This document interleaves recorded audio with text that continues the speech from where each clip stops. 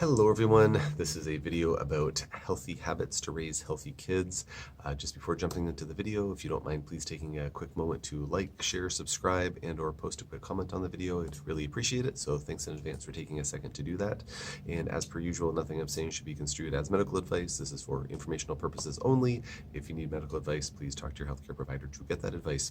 So I recently posted a podcast episode about healthy habits to raise healthy kids. I posted it for both of my podcasts, actually, my Overcoming Chronic Illness podcast and my Optimistic Future podcast.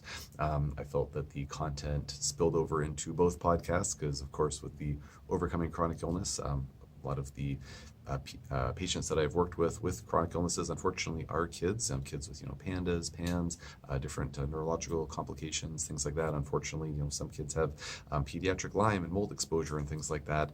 And these healthy habits are to try to keep our kids as healthy as possible. So hopefully they would be more resilient to avoid getting those sicknesses in the first place. Or once those kids are back to a good state of health, then we want to keep them healthy. And then the application to the Optimistic Future podcast is that when we have healthy kids, then they are more likely to turn into healthy adults, and healthy adults are able to enjoy their lives more fully. They are able to do the jobs and the different activities that they want to do, more easily. Of course, there are folks with health issues, health challenges that are able to live very fulfilling lives. But the healthier that we are, then the easier it is to do that. And it's something that I think is important to help try to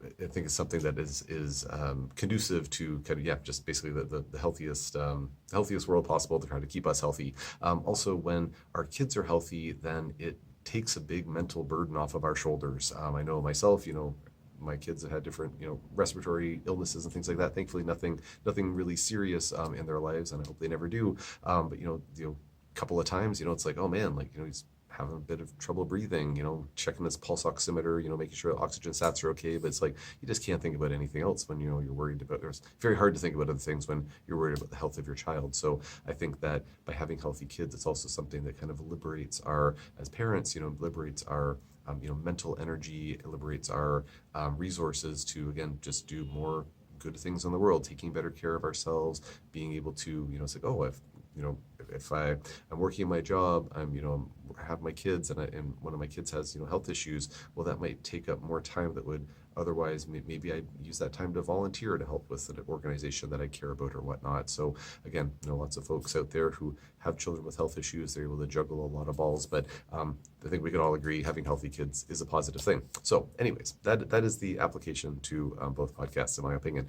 And please consider obviously just watch the one episode or listen to the one episode for the one podcast. It's the exact same one, but if you would be so kind as to subscribe to both of those podcasts, I would greatly appreciate it. And there is a YouTube channel for both podcasts as well. So if you want, it's a PowerPoint presentation that I give during this episode. So if you or if you don't mind, liking it on whichever YouTube channel you happen to watch it on, would be much appreciated. So what is in this podcast episode? So I just have the PowerPoint up here on the screen beside me here, hence me looking off to the side.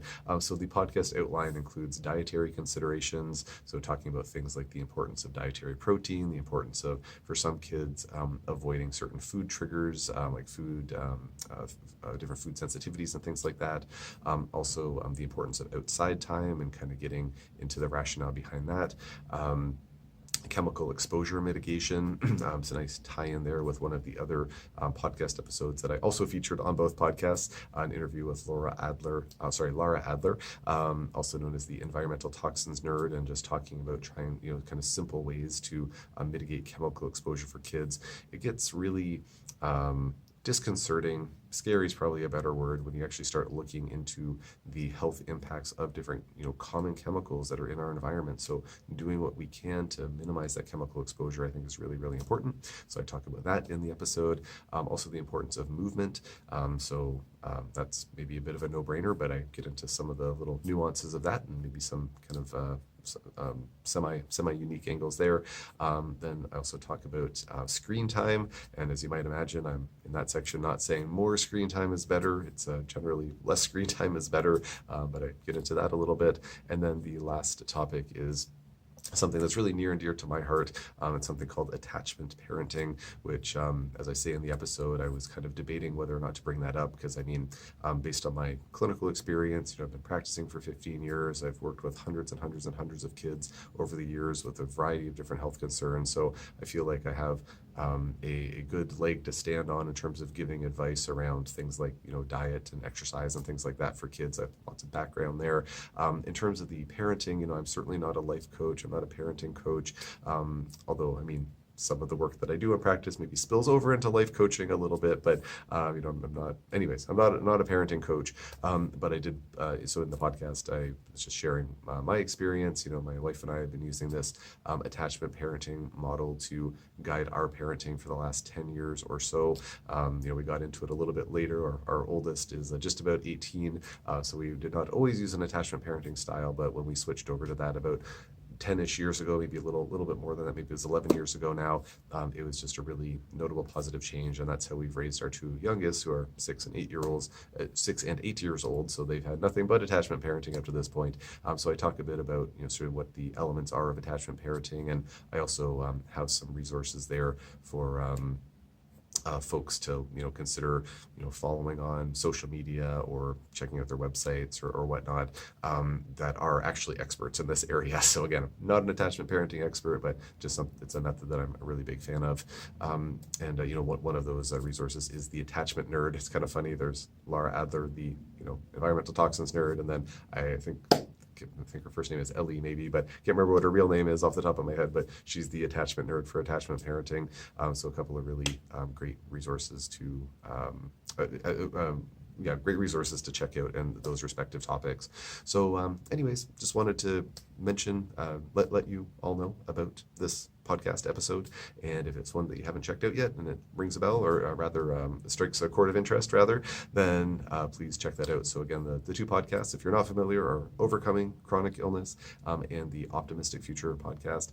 The Optimistic Future podcast does have its own website. You can access all the episodes from that website. Again, there are YouTube channels as well. The website for the Optimistic Future podcast is optimisticfuturepodcast.com, and on there is if you like, I don't have time for this, to listen to full episodes or things like that, I do have a little summary, kind of like just key or very quick bullet points in terms of what the big take-home messages are from each podcast episode, in terms of simple steps that we can all consider taking to help with a variety of issues that affect our society at large, environmental issues, social issues, economic issues, that type of thing. So anyways, please consider checking out those resources. And again, if you have any comments, please post in the comment section below. On that note, actually, what might you comment about? Comment about anything that you want. But if there are, as you're listening to this, if you're like, oh, there's this parenting style that really worked for me and my kids, or there's something about, dietary considerations, or that were really helpful with your own child rearing, or something around any of these topics, or just some tidbit, please feel free to post in the comment section. I know folks do read the comments, and it's just kind of a nice place to share. And also, if there are any topics that you are interested in for either the Overcoming Chronic Illness podcast or the Optimistic Future podcast, or you're thinking, like, say from the Optimistic Future podcast perspective, oh man, this is something this is a topic that I think, or this is an interviewee would be really worth talking to, because again, the whole purpose, the premise behind the Optimistic Future podcast is to kind of just share information about simple steps that we can all take to just in our day-to-day lives. Again, simple steps, not costing money, not taking a bunch of time, just simple steps we can all take to try to work to make the world a better place, solve some of the problems, or work towards solving some of the problems that face us in our world. So any comments that you want to pass on, I will take a look at them, and otherwise I will leave it there for now.